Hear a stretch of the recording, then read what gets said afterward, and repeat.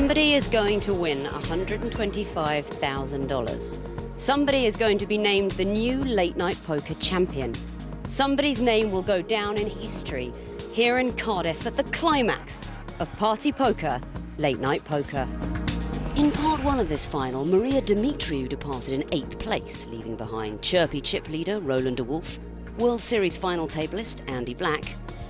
We haven't heard too much yet from late night poker legend Surinder Sunar or Swedish online qualifier Andreas Jorbeck. Low on chips and needing to gamble are Ian Fraser, Eddie Scharf and David Tye. Welcome back to the final table of Party Poker Late Night Poker. And I'm joined by one of the greatest poker prize fighters in the world, Robert Williamson III. Howdy, Vicky. Blinds are up to 1,500, 3,000. That's going to be a bit awkward because looking at that chip ladder, Tye, Scharf and Fraser all suddenly find they've only got about 10 big blinds. Pass. And Roland de Wolf is reaching for chips. Raised to 7,000. Well, small wonder. He's on the button with a big chip lead and a cute little hand. 5-6 of hearts. Baby connectors. Pass. Now, what about Jorbeck? He's found. Well, he's just called. I would have loved a re-raise there. Ooh. Uh-oh. This could be a little bit of fireworks. Jorbeck flops flush draw, and Roland de Wolf flops 2-pair. Yeah, Jorbeck's the favourite because he's got 2 overcards, but de Wolf is so aggressive and he's got the chip lead, which is very important emotionally. He can knock Jorbeck out, but not vice versa. 9,000. And he fires a $9,000 bet into this pot. Roland de Wolf. You got some of that flop? And if Jorbeck moves all in, it'd be a raise of about 30,000. But then de Wolf might almost feel priced in to call it. It's a very difficult situation. Be a really tough call for de Wolf if he'd moved all in here. I think I might just see a flat call. I favor it all in if you're going to play this on Jorbeck. And he does.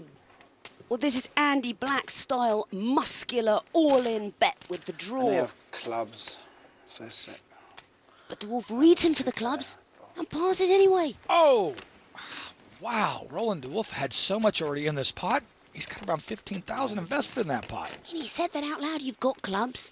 But of course, he's not favoured, is he, Robert? Because the Jackson 9's also working for Jorbeck. But with the money that was in the pot, if Roland de Wolf knew for sure he was on a club draw, he's priced in. He's getting the right price. He's getting like 2 to 1 for his money. Roland de Wolf has the chip lead, but it's not nearly as powerful as it was before. Jorbeck hot on his heels with 64,000. And it's Fraser and Scharf who are getting into slippery territory.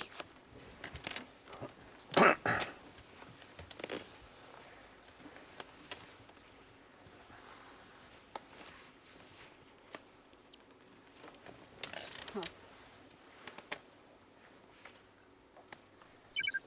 Pass.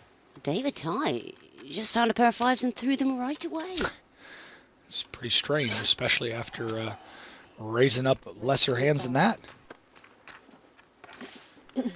Yeah, but I mean, did he sense something? Because now de Wolf was coming for a raise. Maybe he felt that Roland de Wolf was going to raise it up, and look at this. Well, de Wolf has made it 8,000 to go. Ian Fraser all in with the ace-king. And de Wolf is dominated with this hand. Pass. Pass. Can he call this Yes. How re-raise? much is it? There's going to be about 18,000 in the pot, and it's about a pot-size re-raise. Yeah, I'm afraid Roland de Wolf has been priced into this call. I mean, I can't see him folding this hand now. He's just going to feel sick when he sees this matchup. The Queen, of course, would knock out Ian Fraser, but the most likely result Roland chose King, is Queen. that Fraser is going to double up through de Wolf and really change the shape of that chip ladder. Let's see the flop. Flop comes 8, 3, Well, that's 7. no help for de Wolf. It's a good hold'em Ace flop king in the lead. for Fraser. Turn card. Check. Ooh, nearly the Queen. Doesn't want to see any face cards right now. He's a 9. No, No well, help. Fraser's hand holds up, and I think that's unfortunate for Dwarf because I've got to say I think he's playing superbly. He is. He absolutely is playing a good game, but that took a considerable hunk out of his stack. He's going to fall back into the pack now. Yeah, if we look at the chip ladder now, it is absolutely all change. It's Yerbeck who takes the chip lead by default, and Andy Black in second place. The Dwarf has slipped right back down near the trailers. Pass. And they pass round to Ian Fraser, who's just doubled up to a far more comfortable 50,000 in chips. Looks like he wants to get busy. Well, why not? 12. Ace-10 offsuit, and he just got a hold of these chips, didn't he? He did. Got to keep them in action. Well, look at this. Yerbeck finds a pair of threes, does not want to get entangled with Fraser. Gives it up. Can you afford to pass a pair of threes at this stage? Pass. You can, especially in Yorbeck's stack position. Well, it's just Andy Black to beat now. What's we got back there, but Oh, he's got the ace-king. a lot. Oh, and now right next hand, Ian Fraser Come on, then. is dominated, and Andy Black says all in. Ian Fraser's got a very, very tough decision to make here. Oh, I think he can get away from this. I mean, he's put in 12,000 out of 50. He knows he's a long way behind. He's got to be. Unless he thinks that Andy Black is trying to muscle him with a middle pair, and then he's got a coin toss for all the money. Or he might think that Andy Black has just seen him win a pot. Not passing, I'm just taking these off of the glass, okay? Okay. You know, he might have to think that Black reckons Fraser's getting out of line with no hand, but you know, ace-10 is really nasty in this kind of spot.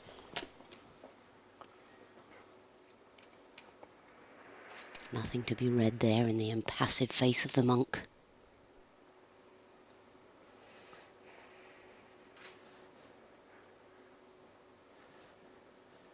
Will you show me if I pass? That's the leading question. Because I don't think I could stay and carry on playing if I didn't see your hand, that's all.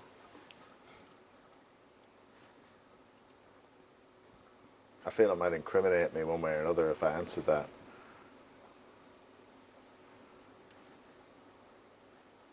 It's only showing a couple of cards, ain't it? He might be going to call here.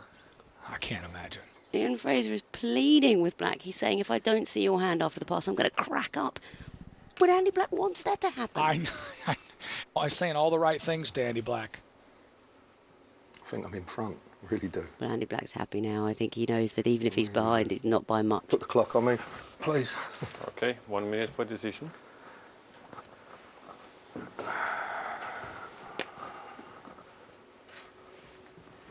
You want me to call you, Andy? He'll be sweating like a prostitute in church. Oh, my gosh. Oh, Oh, does he's made the call. make the call. I think he did want you to. Oh, he did have a rush of blood to the I head. need a 10, man. Oh, my gosh. Ian Fraser is drawing to three That's tens off in some the bad deck. beats, we reckon. Let's Chip see the- leader earlier in the tournament, known as the one-table TV maestro. Flop comes. King, deuce, Well, that's three. nearly all over, isn't it? Have king, Two king. running cards can help Fraser. It's the worst flop Let's see the turn Ian card. Fraser could see, 8. and he's drawing dead on the turn. River card is in the king, Poxy and he call. wins. That's it. So unlucky That was a real poxy call. for Ian Fraser. He says he loves Good luck, fast good luck. cars, fast boats and fast women, but maybe he played a little too much fast poker. I went wrong. I just made the worst call of my life. I fancy if he had a big pair, you know, he'd have just flat called me or something like tried to have a look at a flop, and I didn't want to call the hand, but he just looked really nervous to me, like he didn't want it. He probably didn't want it with the ace-king. And I just kept thinking to myself, you know, if I win this hand, I'm going to have 90,000 chips, and then I'll just smash them to pieces every hand. And It's all change here at the Late Night Poker final table. Andy Black has shot right to the head of the pack with over $110,000. I fold. And we're down to only 6 runners.